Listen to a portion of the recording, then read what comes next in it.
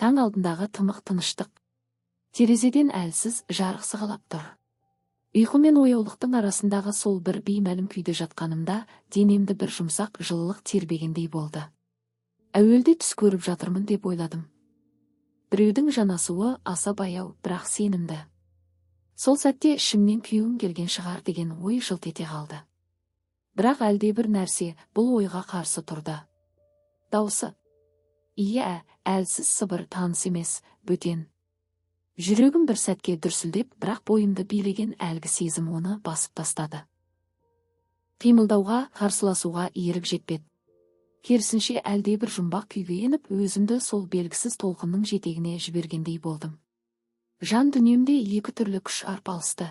Бірі туа деп тұрған ақыл, екіншісі сол сезім денемнің әрбір нүктесіне таралып, бұрын соңды сезілмеген бір дірілді оятты. Көзімді ашуға жүрексіндім. Ашсам, бәрі жоқ болып кететіндей, әлде шындықтың беті ашылып қалатындай. Бірақ бір сәт батылданып, жанымдағы бейнеге көз салдым. Сол кезде уақыт тоқтап қалғандай болды. Алдымдағы адам күнделікті көріп жүрген жан.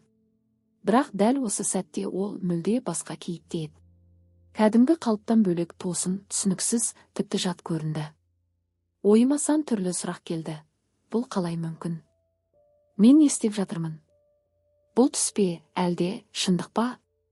Бірақ жауап табуға тырысқан сайын, бойымды билеген әлгі белгісіз күй бәрін көмескілендіріп жіберді.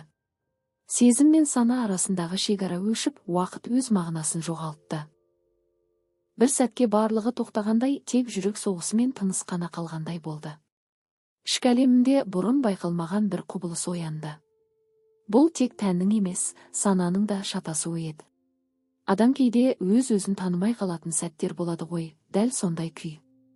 Мен өзімді сырттан бақылап тұрғандаймын. Бір жағым бәрін тоқтатқысы келеді, ал екінші жағым сол белгісіз сезімге қарсы тұра алмайды. Бұл әлсіздік пе, әлде адам табиғатының бір қыры ма, айыра алмадым. Сол бір қысқа ғана сәт мәңгілікке созылғандай көрінді. Уақыт өз ырғағын жоғалтып, әр секунд